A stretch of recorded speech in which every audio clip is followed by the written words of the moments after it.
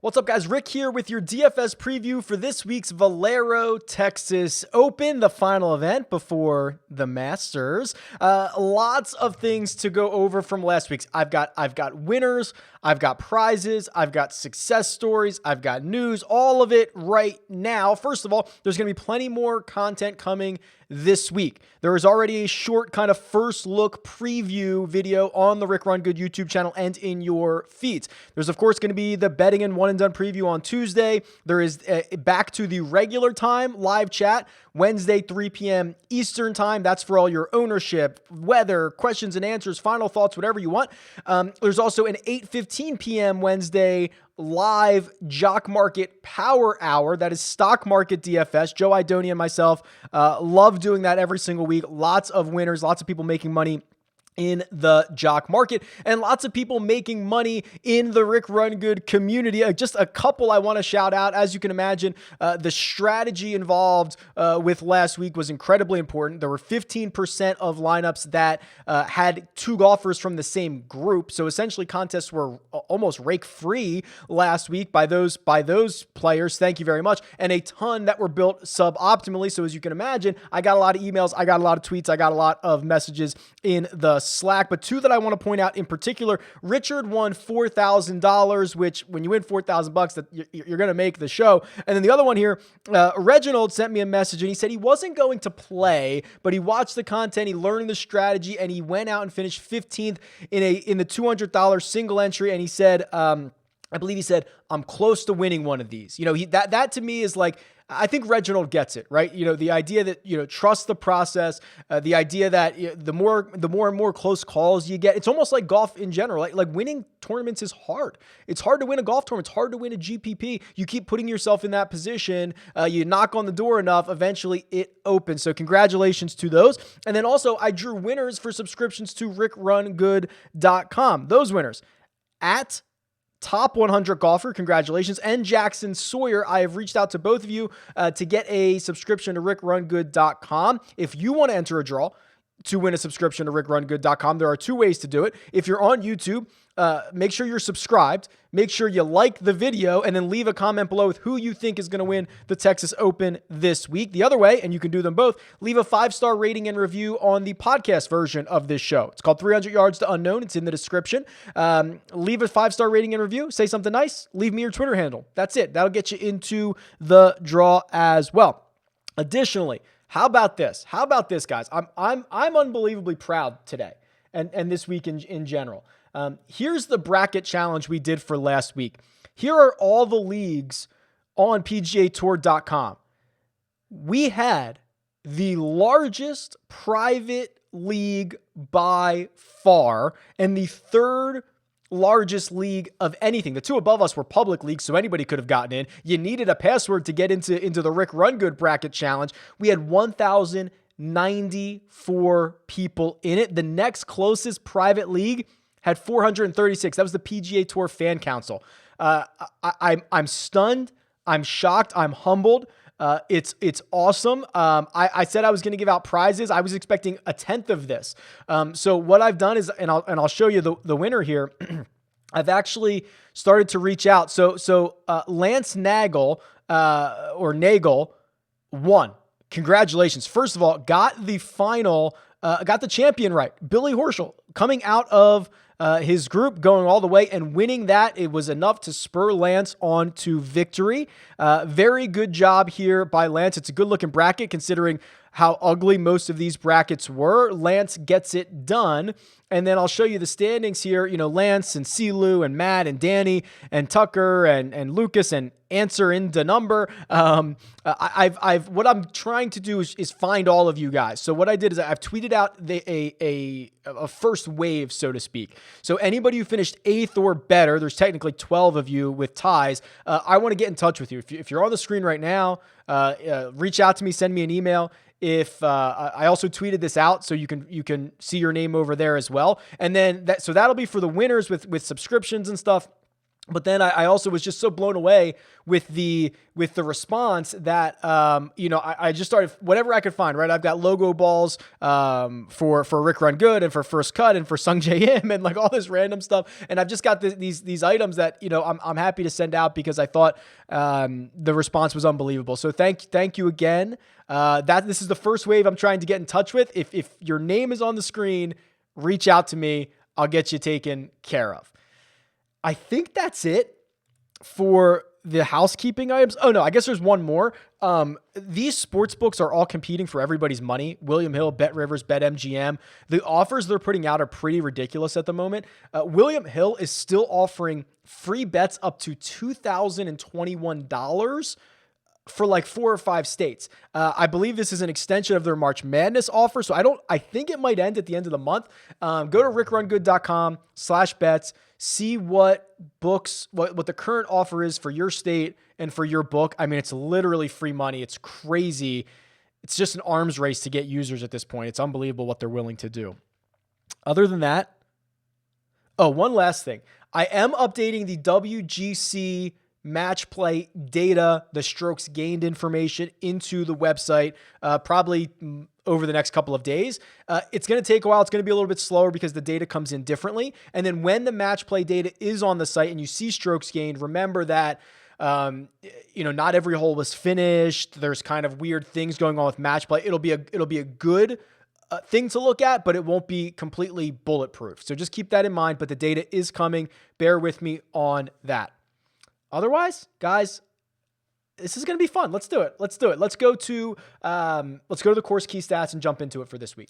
All right, TPC San Antonio. It's a par 72. It's 7,400 yards. It's played host to this event every year since 2010, obviously except for 2020. No event last year. So we do have really good course history and data and the correlation model. The problem is when I get down there, it's not all that strong. While the data is there and it's complete, there's not like 1 or 2 standout stats, which is a little bit unfortunate. But what you'll notice is, especially around the green, I mean, there's just bunkers all over this place, 64 of them. A lot of them are huge, which is why it's no real surprise to see strokes gained around the green pop up as the most important stat. Now, how important is it?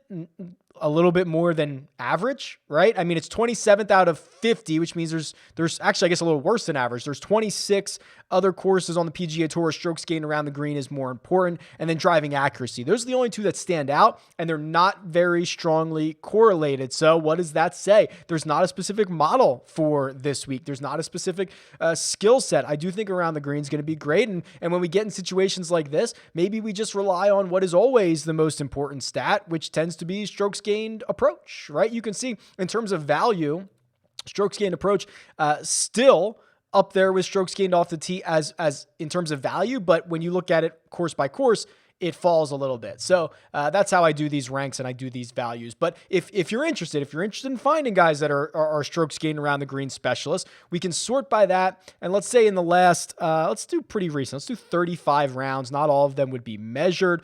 It is noteworthy. Akshay Bhatia leads the way. He is a raw but talented guy. $6,400, only 12 measured rounds, but he leads this field in strokes gained around the green. Might be a bit noisy, probably chipped in a couple of times during that stretch. Chris Kirk is there. Ricky Fowler, who you got to win, Ricky. Ricky's got to win to get himself into the Masters next week. Great short game player. Benny On, Scotty Scheffler. I'm recording this early on a Monday morning. I'm not very optimistic about Scotty Scheffler playing this golf tournament. That's just me. You know, he plays 7 rounds over 5 days at the match play last week. It is a lot of golf. I would not be surprised to see Scotty take the week off, head to Augusta National. That's my hunch. Adam Hadwin and then DJ kind of round out the rest of these guys. If you're looking for just more pure ball strikers, pure approach players, look who has been absolutely scorching hot in the last 35 rounds. Charlie Hoffman. We're going to talk about him. Corey Connors, your defending champion. Keegan Bradley, Matthew Neesmith, Dustin Johnson. DJ's name popping up a bit. We'll obviously talk about him. And I think now's the time. Let's jump over to the cheat sheet and break this whole thing down. All right, let's go. 5 golfers over $10,000 led by Dustin Johnson. Am I willing to pay this price? I I don't know. I'm going to wait to see what the ownership comes out to be. But listen, I don't think DJ is a fade this week, but I think there are reasonable concerns about Dustin Johnson. He's coming in off of a 54th at workday. That's not great. A 48th of the players by his own standards. These are two terrible results. Doesn't get out of his own group in match play. And he hate registered for this event, right? Like he registered 5 minutes before the deadline after he lost in the group stage on Friday. He registers for this event. That tells me he doesn't feel ready for Augusta National, and he needs more competitive rounds under his belt to figure things out. Can anybody figure them out like DJ? No. This guy can flip a switch. He can go 80-80, 78, win a golf tournament, all that good stuff. So if he finds it, he's going to be disastrous. I'm a bit concerned that the nature of him getting into this event and why he did it leaves me thinking that he's looking for something. I don't know what that something is, but that would be my assumption here. I think Finau's probably going to end up being if you want to win a big GPP play, he has played well here in the past. He's obviously on a stretch of pretty good golf at the moment because I think a lot of people are going to go to Jordan Spieth, and I think it's going to be completely warranted. We've talked about Spieth a ton over since the Farmers Insurance Open, and it is incredibly warranted. So let me pull him up here. All right, so dating back to Farmers, which is right here, there have only been 2 rounds of golf that Jordan Spieth has lost strokes on approach. That includes last week's WGC. He was phenomenal. He played, I guess it would have been 4 rounds, gained strokes on approach in all 4 of them. I have to load them into the Holy Grail still. That's what I was referencing earlier. Give me a little bit of time. But he was great with the approach game. That's scary when he gets going. So I think just a lot of people are going to say, okay, it's Jordan Spieth time. Forget about Scotty. Forget about Hideki. I'm not paying up for DJ. I think Spieth probably is the most popular player on this slate. I think that's, at least of the 10K guys. We'll get to maybe some more value guys, but I think that's pretty fair. I probably don't think Scotty plays this event. If he does, I think he looked a little bit tired, a little bit flat on Sunday. Sunday was a really grueling day in the weather. I would be concerned about it, and I don't think I want to pay $10,400. Again, I don't think he really plays. Hideki, I have no idea what to do with Hideki anymore. He's $10,100. The results, there was a time where Hideki was exactly the same every single week. He was the best ball striker on the planet. He was losing 3 strokes putting, and he was just going to have pile up top 20s. Like that's what he was going to do. And if he ever putted well for a week, he was going to win. It's not really what we're seeing anymore. I mean, the stretch of golf from Farmers to even through the workday, it's starting to get a little bit better, but the irons were miserable. The off the tee game was miserable. We're starting to see signs of life again. Now gaining strokes on approach in 4 of 7, that's got to be 7 of 8 rounds, and then the off the tee game starting to come back a little bit. So I'm growing more optimistic about Hideki. I don't know if this is the spot. I think if you are a glutton for punishment, you could get Hideki at a really good number this week because I don't think anybody's going to own him. I think there's going to be the Spieth love. Then you're going to drop down to Corey Connors, Ryan Palmer, Charlie Hoffman. That's the next group. Like to me, I think Hideki could unlock a lot of stuff if you're trying to be a week early instead of maybe a week late on Decky. The 9K range is probably where a lot of the chalk comes into play. I think there's going to be plenty of love for Corey Connors, your defending champion, who didn't make it out of his group in match play, but that was Spieth's group. It was pretty tough. You get top 10s at the Players Championship, 3rd place finish at the API. I think Connors correctly garners quite a bit of attention. I think Ryan Palmer is going to garner attention. I like Palmer a lot here, so we can go to I added this button. I don't know if you saw this. More history. So here's Palmer, who plays here a ton, right? So he's missed the cut the last 2 years, but the 3 years before that, 6th, 4th, and 6th. He had another 15th place finish in 2013. He had a top 10 back in 2010. Like this to me, like I think I don't know what the ownership is going to shake out on, but the pivot from Connors to Palmer to me is pretty interesting. Palmer, got into a tiebreaker with Jon Rahm at the match play and failed to win that tiebreaker. And I do not blame him for that, right? Jon Rahm, I don't know what he is, number 2, number 3 player in the world at the moment. I'm not going to blame him for that. Where all the chalk will likely be is Charlie Hoffman, who actually played terrible on Sunday at Punta Cana. He was in that event. I think he started the day 3 back. Then I think he shot 5 over. It was brutal, but he had 2 top 20s leading into that. He's won this event. He finished second last year. He popped up on guys that are ball striking the heck out of it when I did that. So I think Charlie Hoffman, well-deserved chalk. If you made me choose, I'd probably prefer to be underweight on Charlie than overweight because of the guy that's right below him, which is Brendan Steele, who, my goodness, Brendan Steele was the last guy. Let me see if I can pull this up here. Steele was the last man out of the WGC match play. Eric van Rooyen was the last man in. Brendan Steele 1 spot behind him in the official World Golf Rankings. So he was the last guy who missed the cut. Didn't play in Punta Cana either. So the last time we saw him play was Honda, which he finished 3rd. Right? 3rd place finish there. He has not missed a cut in 2021. That's 8 in a row. He started the year off with a 4th at Sony, and he's got a 3rd in his last start. Oh, by the way, has won this golf tournament before. Okay, and look at his profile. Why is Brendan Steele having more success this year? Well, his off the tee game continues to be really good. His approach game has taken a bit of a downward trend, but he's been better recently. Remember, that's his whole season. Let me pull him up just like recent round by round so we can go maybe just the year of 2020. Yeah. So he's been getting better recently. His last 4 rounds, all at the Honda, gained strokes on approach in all of those. Has hit it generally pretty well for the entire calendar year. And there was one other point I was going to make. Oh yeah, that's right. He is, look at this, much improved on the short game around the green. That's going to be handy this week. He's gained 1/4 of a stroke per round there, by far the best statistical season of his career around the green. So the formula's there for Steele. I really like this. I think it makes a lot of sense. I like the mindset. I like the way he goes out on some of these golf courses. So Steele for me is a really nice pivot off of the Charlie Hoffman chalk.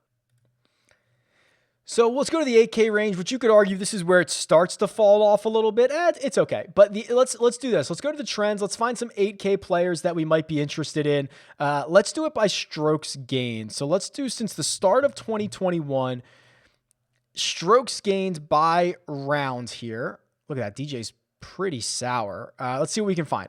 So I want to find the first guys in the 8K range. Well, Danny Willett pops up before any golfer in the 8K does, but he only has 8 measured rounds. He's at 1.52. Chris Kirk. Okay, so Chris Kirk at $8,600 has 26 rounds. It's a lot of measured rounds. 1.4 strokes gained per round. That's phenomenal. Andrew Putnam pops up.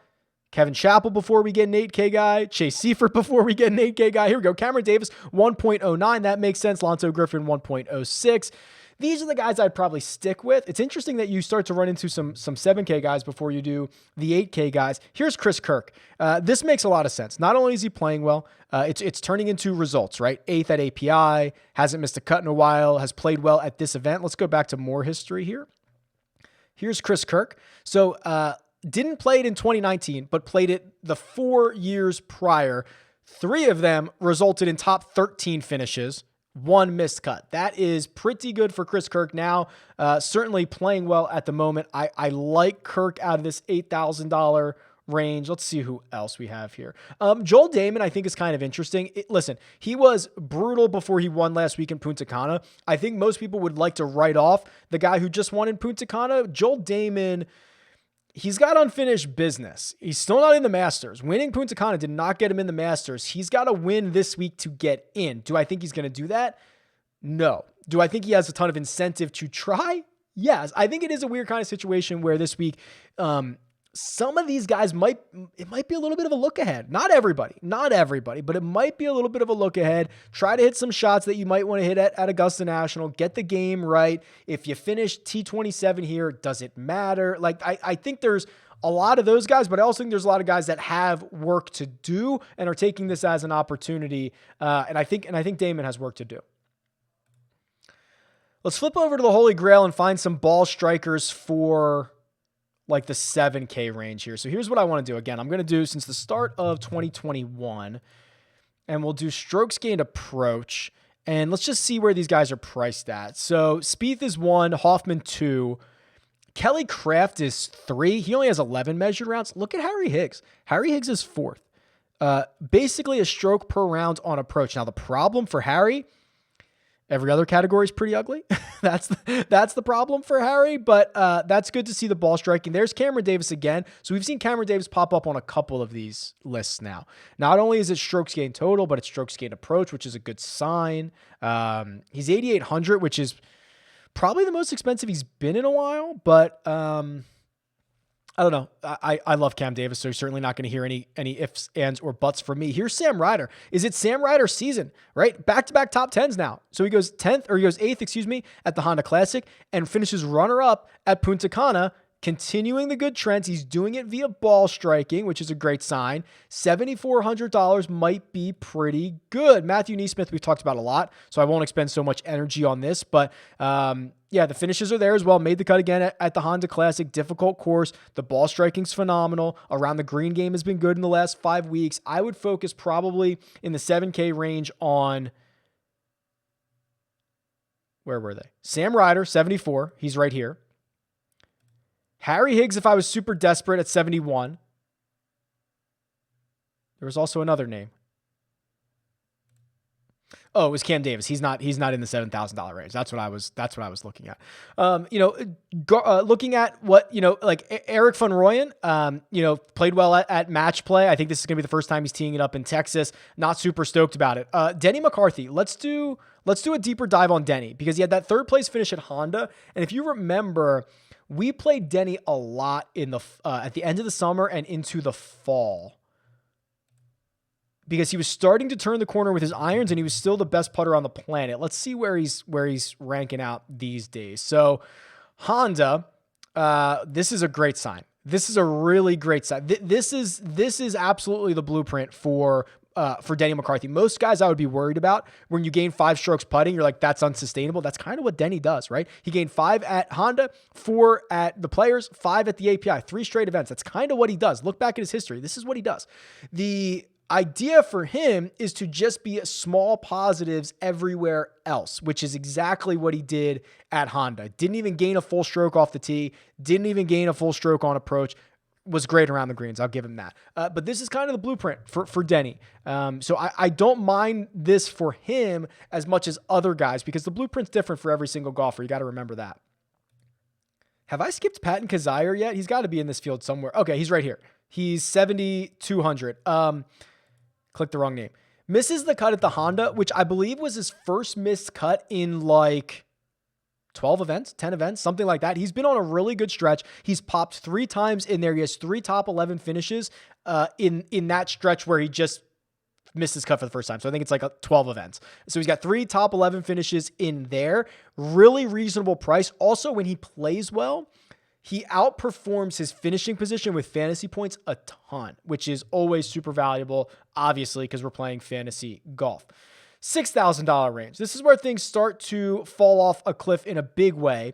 I'm going to go back to the trends here, and let's do median fantasy points since the start of 2020. I want a little bit of a bigger sample size here because some of these guys don't play all the time. So I'm going to sort by, here's what I'm thinking. Austin Eckert.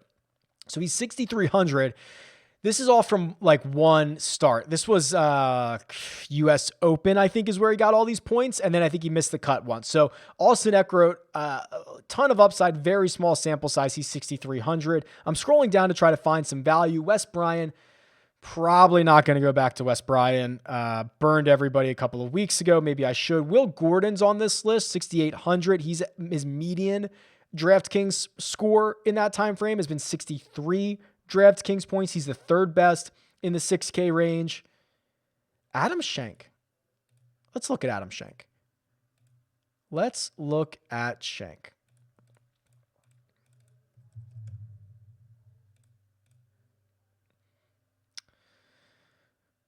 Yeah, I was hoping for something better.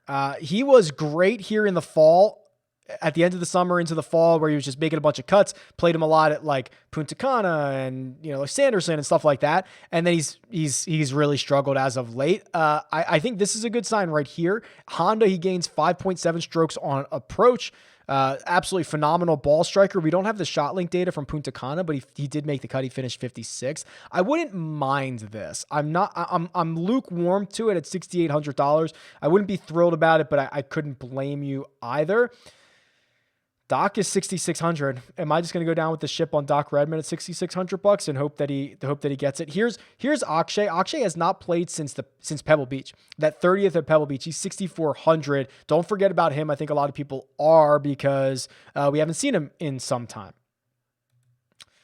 Akshay is probably the lowest I'd go. Gligic played well at Punta Cana last week. He finished 4th. He's another one of those guys that we were playing in the fall a ton because they were just making cuts. Finished 4th at Punta Cana. Unfortunately, I don't really know how he played with all the shot link data on Gligic, but maybe if I was super desperate, I'd go to 62. Akshay at 64 is probably the lowest I want to go. Let's run a model.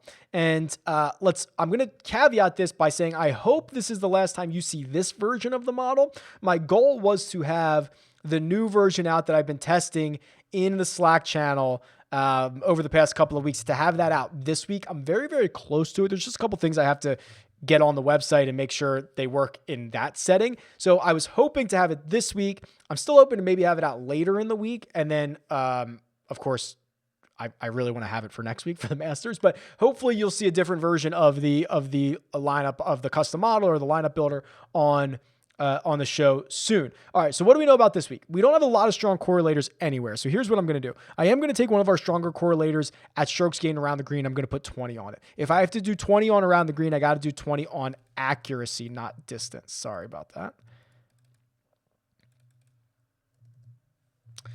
So that leaves me with 60 remaining. Now, I want to say, okay, 25 on approach. I know that's critical. Some of these par fives are long. You got to kind of take advantage of these par fives. Let's put 15 on the par fives. Let's do, there's a ton of sand out there. Let's do 10 on the sand. And then let's just do 10 more on birdie or better. And let's run this model. Oh boy. Oh boy. Hideki Matsuyama is my number one golfer. This is a blend of the last 2 seasons. That's what you're seeing here. Oh boy. Hideki, my number one golfer. Scotty Scheffler 2. We know how I feel about that. DJ 3. HV 3. Howard Warner the 3rd is my 4th ranked golfer. Cameron Davis 5th. Fowler 6th. Akshay 7th. How about that?